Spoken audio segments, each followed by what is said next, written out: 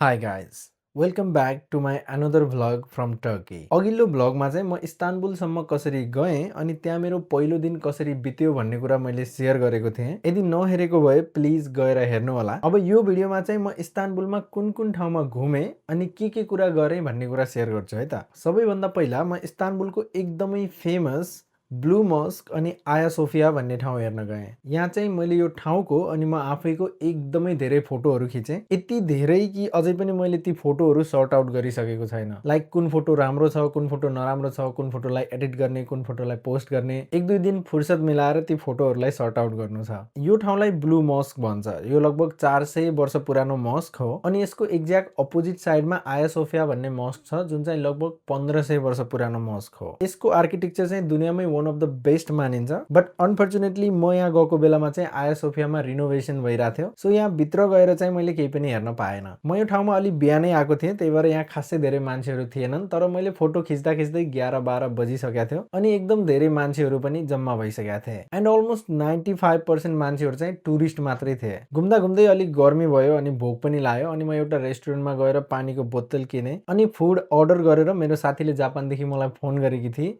उसँग बोल्दै बोल्दै मैले खाना पनि खाएँ। गाई त खान्न यार, कस्तो कुरा गर्छु।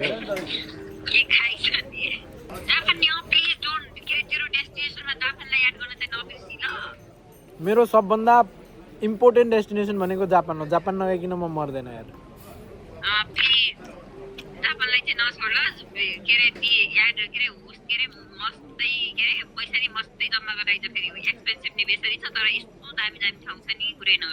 अनि यहाँनिर चाहिँ एउटा बिरालु पनि आएर मलाई कम्पनी दिइरहेको थियो।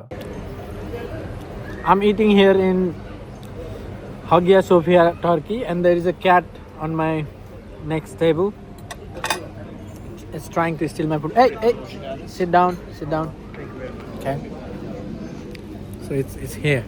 Can you guys see it? No. Get out. Let me eat. Okay? Let me eat. I'll give you later. Who wants to join me here? There are two of them. I love cats, but yeah, not too near to the table. कबाब र chicken खाएर मेरो पेट त भरिसकेको थियो, तर यहाँनिर चाहिँ एउटा मान्छेले पोलेको मकै बेचिरहेको रहेछ। अब युकेमा चाहिँ खासै पोलेको मकै खान पाइँदैन, so I decided to go and buy one. Hello brother, how much for this? 70, brother. 70? Yes, $70. Is it sweet? Yes. $70? Yes. What do you mean $70? You take a video. I tell him $70, not Oh. $70. 70 lira. No, brother. man. Dollar is one half. 1 pound? One half. 1.5? Yes. Yes, please have. Thank you.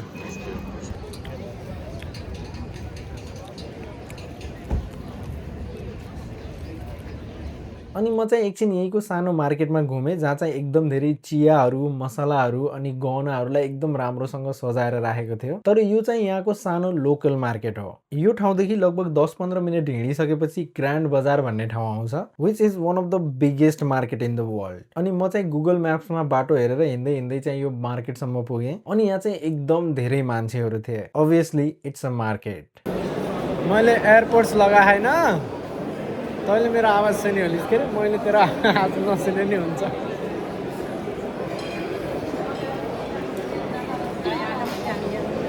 जतासुकै यहाँ यत्रो बजारमा नि बिरालुहरू छन् ल, हेर्न।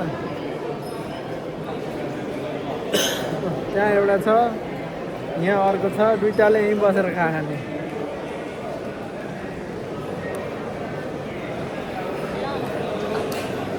ल म पछि राति फोन गर्छु, अहिले म बाहिर घुम्दैछु।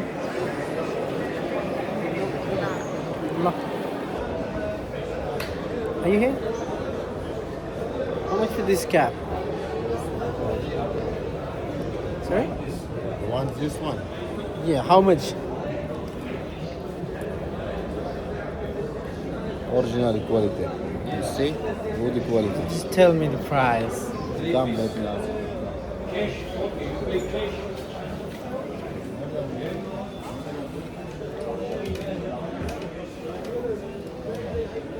€80 brother. But good quality. €80.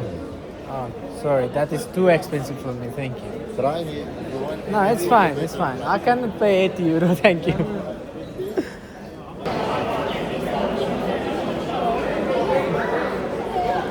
I'm good. How are you? You're here now I meet my with your friends. Hello. I meet, What's your name? My name is Raj. Mofet. I'm from Nepal. You together? China? no, I know them today. Today. Yeah, Oh, I know nice. them. You enjoying the Grand Bazaar? Yeah. Yeah. I'm just returning now. Nice to meet you guys. Have a good time. Nice to Bye. meet you. Bye. Hello. I see her before. I didn't see you before. Really? Yeah, she was alone. Are you in the live video? Not in live, but I'm recording. Yeah, it's fine if you Yes. record. Yeah. Hi. Say hi. Are you famous? Kind of. I have 10,000 subscribers on YouTube. So you guys model here? We are model. We Nice. are Sultan. Uh-huh. She's my wife. Oh my goodness. Yes. So, so just in the role. That's the role you guys are playing. You look like a queen. Me?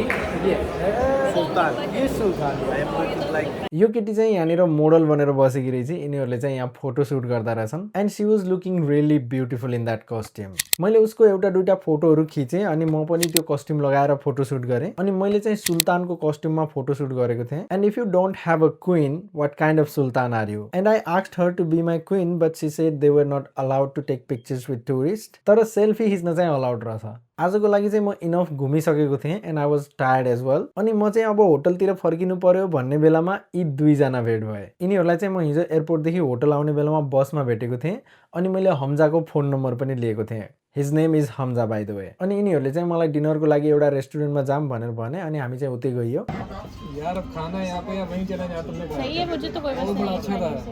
जो कह रहे हैं अब मैं नहीं उठाऊंगी उसका camera set हो गया camera video भी आ गई हो गया काम मेरा तो हो गया लारे को अपने बारे में बताओ मेरे बारे में क्या बताऊँ मैं नेपाल से हूँ राज नाम है मेरा बहुत बदमाश बंदा हूँ क्यों और ये सब लोग बोलते हैं लंदन में रहता हूँ यहाँ पे एक हफ्ते के लिए आया हूँ और क्या और कुछ रह गया कुछ मेरी गर्लफ्रेंड भी है उसको अभी लग रहा है कि मैं किसी लड़की के साथ हूँ यही है ये तो सही अनि यो रेस्टुरेन्टदेखि चाहिँ इस्तानबुल सिटीको राम्रो भ्यू देखिँदो रहेछ अनि यहाँ चाहिँ मैले एप्रिल स्पिच र सी ब्यास अर्डर गरेँ अनि हामी सबैले खाएर दुई चारवटा फोटो खिचेपछि त्यहाँदेखि निस्क्यौँ अनि म चाहिँ दिनभरि घुमेर थाकेको थिएँ सो होटल फर्केर आनन्दले सुतेँ भोलिपल्ट चाहिँ दिउँसोको लगभग 12 बजे एउटा इन्डियन रेस्टुरेन्टमा बिरयानी खाएर मेरो दिनको सुरुवात भयो अनि इस्तानबुलमा रेगुलर चल्ने ट्रेन लिएर म तक्सिम स्क्वायर भन्ने ठाउँमा गएँ यहाँको ट्रेनमा चाहिँ ट्याप इन गरेर चढेपछि ट्याप आउट गर्न नपर्दो रहेछ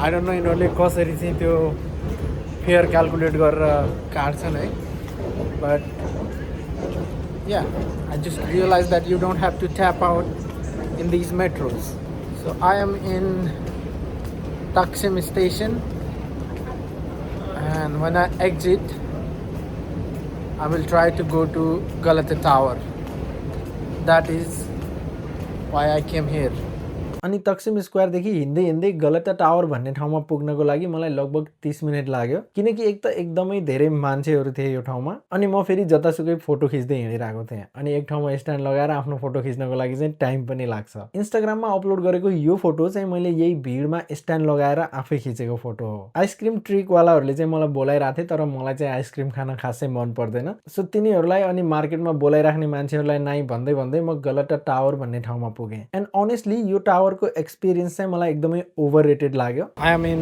गलता tower so many people it's like so crowded it's more crowded than London this is the tower and it took me like 2 hours to come here from the hotel I'm staying भन्न चाहिँ यसलाई इस्तानबुलको one of the famous tourist destination भन्छन् किनकि यो टावरको माथि चढ्यो भने चाहिँ पुरै सिटीको 360 भ्यू देख्न सकिन्छ। बट त्यो टावरमा चढ्नको लागि मान्छेहरूको लाइनको भिड यति धेरै थियो कि मलाई देखेरै झ्याउ लाग्यो। अनि एक त यति धेरै मान्छेहरू, एकदम धेरै हल्ला, अनि यहाँको रेस्टुरेन्टको चाहिँ चिया र चीज केक एकदमै फेमस छ जो चाहिँ मैले ट्राई पनि गरेँ। चिया जस्तै थियो, चीज केक जस्तै थियो। अनि यहाँको रेस्टुरेन्टहरूमा चाहिँ टेबलहरू पाउन पनि एकदमै गाह्रो, अनि त्यहाँको म्यानेजमेन्ट पनि खासै राम्रो थिएन। अनि हिजो भेट भएको साथीहरू पनि यहीँ आएको थिए, हामी चाहिँ जतासुकै घुम्यौँ। यति धेरै घुम्यौँ कि होटल फर्किँदाखेरि रातिको 2 बजेको थियो। अर्को दिन चाहिँ मलाई इस्तानबुलदेखि कापाडोकिया भन्ने ठाउँमा जानु थियो। सो म होटलदेखि क्लक आउट गरेर एउटा रेस्टुरेन्टमा गएर खाना खाएँ, अनि त्यसपछि एकछिन यहाँको बिचमा गएर बसेँ किनकि मलाई बस कुर्नु थियो। यहाँ चाहिँ 2-4 फोटो भिडियो खिच्दै मेरो दिन यही सकियो। अनि इस्तानबुलदेखि नाइट बस लिएर म कापाडोकियाको लागि निस्केँ। अनि कापाडोकिया भन्ने ठाउँ चाहिँ मलाई एकदमै मन पर्यो, जसको बारेमा हामी अर्को भिडियोमा कुरा गरौँला। अनि त्यो भिडियो हेर्नको लागि चाहिँ सब्स्क्राइब गर्नु नभुल्नु होला। यहाँसम्म भिडियो हेरेकोमा धेरै धेरै धन्यवाद। अर्को भिडियोमा भेटौँला।